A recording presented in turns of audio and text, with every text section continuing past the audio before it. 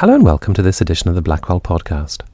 My name is George Miller, and I'm delighted to say that my guest today is Joe Moran, author of On Roads, A Hidden History.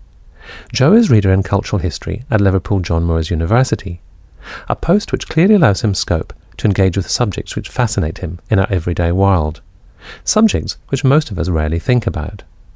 Thus, Queuing for Beginners, a cultural history of daily habits since the war, and, just out in paperback, On Roads, which looks at how a post-war love affair with roads, which reached its peak in the early days of motorways, in the late 50s and early 60s, gradually went sour, leaving us in a world of anti-road protesters, road rage, and speed camera decapitators. To get a glimpse of just how different things were just half a century ago, you only have to look at the picture which accompanies the first chapter of Joe's book. A man wearing no day-glow high-visibility jacket is brushing the motorway of debris, presumably in a quiet stretch between passing cars. And when those early enthusiasts of motorway driving did get the chance to put their foot down for the first time, many of them ran out of petrol. Never having had the chance before to drive fast, they were unaware that their cars would burn up more fuel when driving at speed. When I spoke to Joe on the phone, I started by asking him what had convinced him there was a book in the secret life of roads.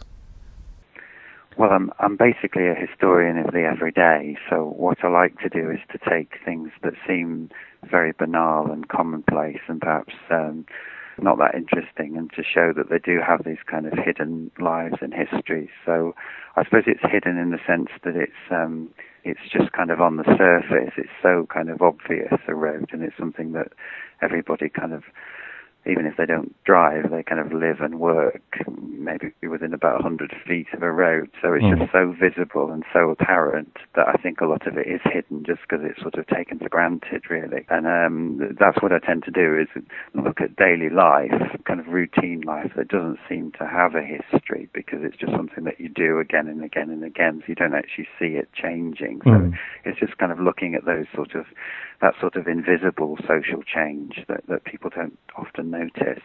So how then do you begin to look for those things which are, as you say, hidden in broad daylight? Where do you look for the evidence that begins to form into a bigger picture? Well, I suppose I did two things, really, which is that I sort of did the kind of historical archive, kind of looking at the historical record, although that's actually quite difficult because a lot of the stuff that I do is quite ephemeral. So the first thing I tended to start with was kind of newspaper archives, like the Times and the Daily Mirror and the Guardian, where you will get things that perhaps don't end up in the official historical documentation. So stuff about the opening of the M1 and the excitement that surrounded that. I suppose the other thing I actually did was, although it's called a history, that there's quite a lot of sort of social observation there, so I actually went to the places, which is a slightly odd experience, kind of walked under Spaghetti Junction, which is a kind of vast area. I actually spent a weekend at Newport Pagnell Service Station, which is the first ever service station in Britain. So actually looking at the sort of architecture and of those places and trying to sort of uncover that kind of historical evidence as well. You mentioned the opening of the M1 in the late 50s, and I wondered if you could sort of try to recapture what the mood of the country was at that moment, what the first motorway represented to British society at that point. Yeah, well, there was huge excitement about motorways at that time, and that was kind of the inspiration for the book, really, because it was so different. It's so different from now, and I just thought in the space of about 50 years, our attitudes have changed so much. But there was real kind of excitement about it. I mean, people would take trips along the motorway in buses when it opened, and actually people used to come and watch it being built. They would sort of take their deck chairs and have a picnic by the side of the road while it was being built, which obviously nobody would do now. One of the sort of the two set pieces that I used to show the sort of changing attitudes about that, a couple of months before the M1 opened, the Chiswick flyover opened, and there was a big road opening, and the film star Jane Mansfield came to open it. And I contrasted that with when the Newbury bypass opened 40 years later in 1999, which actually opened at 1:30 in the morning because they were worried about roads protesters, and there were just a few people there. So just in the space of 40 years, those kind of attitudes have changed so much. I really liked, you also wrote about Mrs. Thatcher, and I think it was the opening or the completion of the M25, where she's upbraiding a news reporter and saying, well, it is a splendid achievement. Why can't you just come out and say it's a splendid achievement?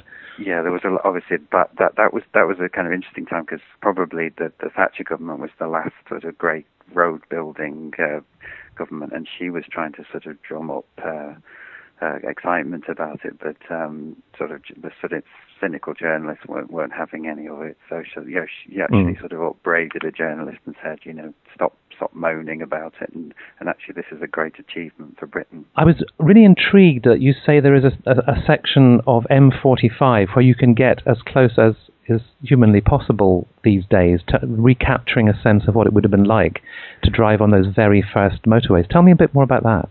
That's right. Well, I actually drove on that motorway. It was when the M1, the first section of the M1 was built, and they were a bit worried about the fact that all the motorists on the motorway would come off the motorway at the same point and go on to an A road. So they built this little spur off it that was the M45 that went sort of on the way to Coventry. But when they built the M6, nobody needed to go on that motorway anymore. So it's basically the quietest motorway in the country, and it hasn't been updated. It's just a kind of two-lane motorway. It doesn't have any of the kind of paraphernalia of the modern motorway, like the gantry signs and all the kind of modern signage and the chevrons and everything. So when you drive on it, it really, well, first of all, it's very, very quiet. But when you drive on it, it really does, you do get a sense of what it must have been like to drive on the Preston bypass, the first motorway in 1958. So it's like driving on in a time capsule, really. It's like a heritage motorway. I mean, the National Trust will take it over in time. That's right. Well, there was a sort of April Fool a few years ago. The BBC had a sort of news story where they claimed that it was being sort of preserved as a heritage motorway, and you could only drive on it if you had a vintage car. But it wasn't true. So how far do you think, or how deep do you think the love affair with motorways and this brave new future actually went? Because it seems to have been really of quite a short duration. Yeah, I mean, it was a gradual thing, really. I don't know when you would say that that kind of disillusionment set in, because there wasn't a kind of one moment when you could say that's when people fell out of love with motorways. And in fact, even before the M1 was built, there were some protests. Sometimes people think that the roads protests began in the 90s with Twyford Down and the Newbury bypass, but there were people protesting about the route of the M1 in 1958. So it was a very, very gradual thing, I think, where people sort of gradually got disillusioned. I think the real thing was when the motorway started to cut into the cities, the kind of urban motorways, because the M1, when it was built, it was basically through open countryside, and it wasn't particularly sort of contentious, the land that it was cutting through. So I think it was just when it started to affect people's houses and they could actually see the motorway, and it was kind of part of their lives, that they started to protest against it.